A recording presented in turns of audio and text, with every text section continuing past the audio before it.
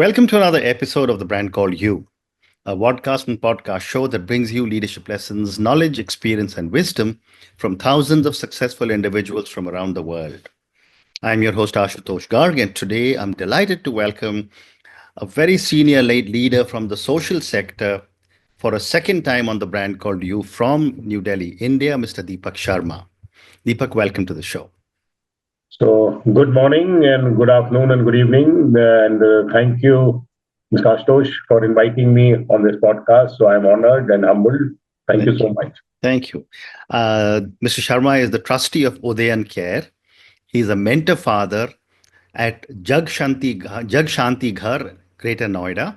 He's also the co-convener of the Udayan Shalini Fellowship at the Greater Noida chapter.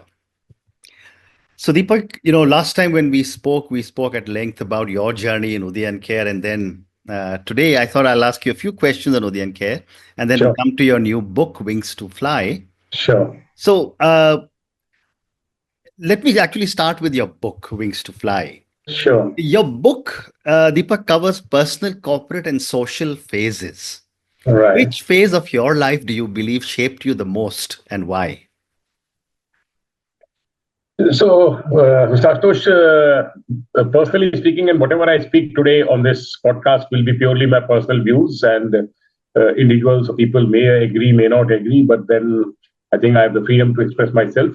Sure. So, I personally believe that the initial phases, I think the personal initial 13, 14, 15 years are very, very crucial, very, very important, because you watch your parents, you go to school, you watch your teachers. So I think majority of time is spent with the teachers and your parents.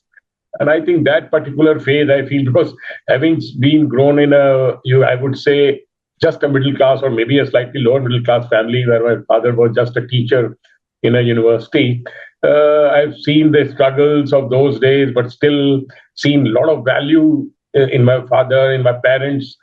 And I think at this point of time, before I proceed further, maybe I would just first of all like to extend my gratitude, like I normally do, to my late parents for all the values they gave me while bringing me up, and also to Dr. Kiran Modi, who is the founder and managing trustee and my continuous mentor and guide at Udayan Care for the last 15 years, and not the least my best half, Dr. Sunita, my wife, who has been a pillar of strength during this 15 years, and shoulder to shoulder, she has been also doing whatever best she can for the organization. That's one part. So coming back to the question, yes, the parental thing was very, very important. And I would always place the first 15, 16 years, because I've seen my father, how he never, the values in terms of integrity, the honesty, the time management.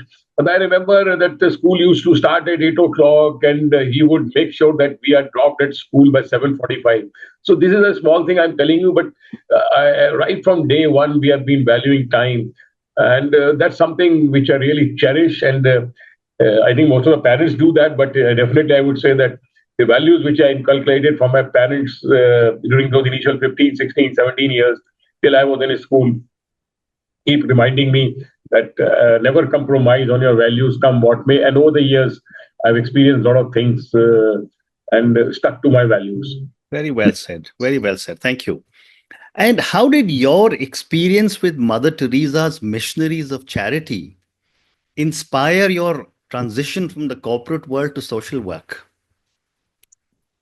So, Ashtoji, basically 1996, I remember the year, maybe I don't remember the date, but it was late November or December. I was working with ABB, and which is a Swedish multinational, and they are a factory. I was visiting Calcutta for official work. So one late evening, I just wandered around and went to Missionaries. Before that, I was not aware what is social work, and honestly speaking. So, but when I spent about 15, 20 minutes there, those 15, 20 minutes actually changed. And once I came back, that particular night, I honestly couldn't sleep, because I thought that why is these such young 80s, 35, 40 or 45 working with such type of people? They could have led their life like I have been leading a corporate life. So that kept on bothering me throughout the night. And then possibly next day I made a resolve. Yes, the life has to be redefined. The purpose of life has to be redefined. Mm. It cannot till yourself. Self means me, my family, and so on. So it has to go beyond that. And we are so privileged. So definitely, at some point of time in my life, I would give up everything, and whatever I have will I'll contribute to the society. And one more thing also, over a period of time, I decided that I would definitely like to contribute towards education of children, and maybe girls' education, which is Mm. prime importance as far as our country is concerned. So Mm. I think that all that one visit really changed my thought about life. Mm. Amazing. And then after you spent some time there, then what was the motivation for you to move to Udayan Care? So it was, I would not say by chance, yes, it was possibly, as I said, many things God planned. You only play a role, but executed by Almighty. So it was 2009. I remember it was August or July 2009.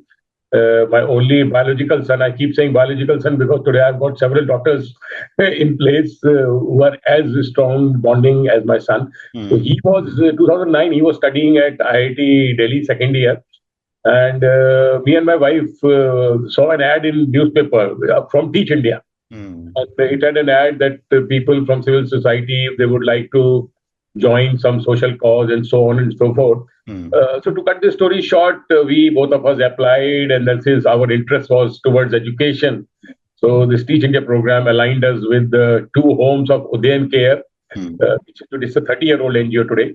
So two homes, one girls' home and boys' home, where children who are out of home, and when I say out of home, they could be without parents or run away and so on. So they assigned these two homes to us, and then we were guided that we could visit these homes, spend time with the children, girls and boys, help support them with their education or whatever way, basically grooming of those children, because Mm. obviously they were living in that those premises. And so we joined them as a part-time volunteer in 2009. So me and my wife both, and we used to go on Saturday, Sundays, or after office hours, whenever we could spare time, being in corporate. And that's how the journey in 2009 Amazing. started with Udayan Care. Amazing. And then 2013, it was like pre-decided, predestined. I gave up the corporate at 53. And Mm. that's how, so I would say it was well planned, well executed, and I think destiny took us. I'm so grateful that I found the right organization to get associated with. Very well said. Deepak, your book also talks about personal transformation. What were some of the most difficult moments in your journey and how did it shape you? See, it's not that corporate life is all good and positive and everything honky dory. So it had its own challenges, but then I had those, as I said initially, I had my family values stuck with me. So yeah, I've narrated that one particular incident in the book also. I don't want to name that individual because that individual is no more in this world. So God bless his soul.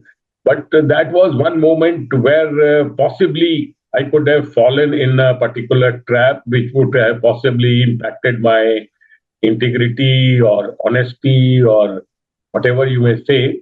I totally resisted, fought, although he was my reporting manager. And I thank God that I could withstand that, and that too in a public sector. It was a public sector incident, NTBC. But yes, so that incident is something which I would say cherish in the rightful way of looking at the positive side. I just didn't fall in that trap Mm. and fought my way. It was a couple of months of quite a mental agony, torture, but then I withstood, and obviously the family was always behind me to do whatever is right, no Mm. compromises on the values. So that is one thing. And yes, otherwise the corporate life has been very very nice. And let me tell you, I've in the book also I mentioned one chapter on cricket. So I was very very passionate about playing cricket. So I played a lot of sports also, especially cricket during my corporate days. So I lived that passion also while working in the corporate. So it had been a great, you could say, like people say, talk work-life balance. It was a great work-life balance, both corporate work as well as playing sports. Great response. You also speak about character building as a core value. Yeah, And, a few minutes back, you talked about one of your core values being time, yeah, how your parents inculcated this amazing value with yeah. you. How do you instill some values in the many, many children you mentor? And what advice do you give to them? So coming from the family, and Udayan Care has this program where we run homes, which I mentioned, which today me and my wife are mentoring almost 40 girls in the Greater Noida Jagshanti home. So our concept is life living in family environment. That's the concept we have for running these homes. We Mm. have 13 such homes, nine girls homes and four boys homes. So when I talk of living in family environment, so everything what I have possibly inculcated in my journey through my parents, we try to give that same parental care. Obviously, you can't give the same time, 40 girls, and time is only 24 hours in a day. So raising one child or two child in a family and then raising 30, 40 girls definitely has its own challenges. Yeah. But then it is the same thing. Be resilient. You have been given an opportunity, make best use of the opportunity, give your best, stay committed, focused, Hmm. never compromise on any value. Honesty is the best policy, old phrase, right? So that's what we try to do. And obviously, we do a lot of workshops around these things. So we have a Hmm. team basically at home. It's not that everything I am doing. We have Hmm. a wonderful team back home at Jagshanti. We have a counselor there. We have a home in charge there. So they keep doing a lot of life skill workshops around all these topics. So this is how we try to build up the right character and try to build up right values in the children. Well said. Deepak, your book Wings to Fly discusses the Zulu concept of Isibindi. I hope I Right. have the pronunciation Yeah, right. yeah, right. What is Isibindi and how does this philosophy resonate with your work at Udayan Care? So, Ashokji, Isibindi, actually in 2019, I and along with Dr. Kiran Modi, she was kind enough to take me on that conference, which was in South Africa, Durban. So we attended 3 to 4 days of conference in 2019, and obviously a lot of learning from that conference. So Isibindi also was a model in South Africa where the background of the children would be possibly same. They have lost their parents or they're whatever without parents. And there would be concept of social workers who, like today, we run homes where the children are there with us, right? They go to school, colleges, and all that. In the Isibindi model, what they do, the social workers, the caregivers, or the care workers work in the community, right? So these children would stay with their maybe uncles or aunts or grandparents and so on. And these caregivers or the care workers would work like they are working, like we are working at home, they will work in the community. So the children stay there, they will support them with their play areas, creating play areas, supporting them with sending them to schools and colleges and so on. So it's basically avoiding keeping children in a childcare institution because Hmm. ultimately whatever we are running today is also a childcare institution, which is basically today if you look at it, the government pressure is that children should be with the family. So what we have started about 3 years back, and that's a learning which possibly has come from the Isibindi model. We have started a FIT program where we have adopted two slums of Delhi. Right, we have adopted 50 families there in each of these slums. We have team working there, so they go into the community. But I've been also visiting those communities on and off. So the families are living in that community, and the social workers are supporting the children, helping them with their again like going, letting them go to school, helping them with the homework, and the house ladies of the those families trying to help them out with some skilling so that they could earn staying at home. So this is something I see correlation between the Isibindi model and our FIT program, which we started about 3 to 4 years back. Well said. You also emphasize the importance of education for underprivileged children. How has this belief driven your work with Udayan Care and your writing? So, see, what I'm going to say is something not new. Mm. Today, you look at any family, a family, underprivileged, I would say economically weaker section family. Mm. One is that each of these families have 3 to 4 siblings, Mm. right? And if there is a boy in the family, still the culture is that the boy will be given a priority to study and all those things. Mm. So right from beginning, I was very much inclined that we'll support girls' education. So that is one important, because today India continue to be a developing nation, and we are talking of a developed nation by 2047 or whatever, Mm. right? But then I personally feel that education of girls is one of the key factors possibly which will take India from a developing to a developed nation. So when it comes to writing, so even if you see my book, the majority of stories or are captured are from those girls with whom we have been working. So I am primarily a very, very strong believer, a staunch believer. Yes, if the today girls become independent, become employable, definitely जैसे बोलते हैं कि if one girl, if you teach a girl, the whole family, whole generation of Correct. families continue to study and learn. So I Mm. think that's very, very important. That's how I have tried to build up in my book also. Mm. You also speak about learn, earn, return in your book. Right. Uh, Tell me about this philosophy and how does this guide your work? So, Ashtoji, it's very interesting. I don't know from where, many, many years back, Mm.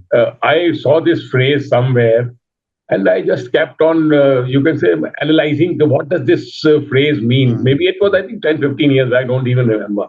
Mm. So then when I started writing my book, I thought, let me see if I can divide the book into these 3 phases. Mm. And slowly I build up that, yes, we all have, like, hota hai na, the young age, then middle age, and the senior citizen.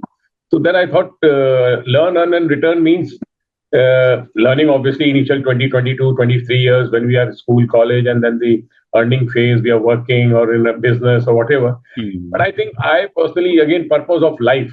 And people say balance sheet. So for me, life balance sheet is also equally important. Correct. The first 50, 60, 70 years, there is credit in my account in terms of money, what I've earned. Mm. I think there has to be a debit also subsequently, so that the balance sheet, like any corporate balance sheet, the life balance sheet also should be balanced. Mm. So that's the. So I personally feel, Ashtoji, that and that again my belief that everyone has 4 things, right? 24 hours in a day. Then love, we all want love and we want to give love. Limited knowledge, and when I say limited knowledge, so no one is all pervasive and knows everything about everything. So I would say limited knowledge, and yes, some wealth. It could be 100 rupees or 100 crores or 5,000 crores. So I think I'm a staunch again believer that at some point of time, right, whether it could be 40, 50, 60, 70, because I've seen people even at 80 continue to work. Think that they may be passionate about work, that's fine. But then, or they are only passionate about earning, that also could be there. I think that each one of us should decide some time where he or she is passionate about. If you are passionate about playing golf, I tell my friends, if you're passionate about playing golf, अरे 60-70 साल के हो गए, at least go and play golf for 6 hours.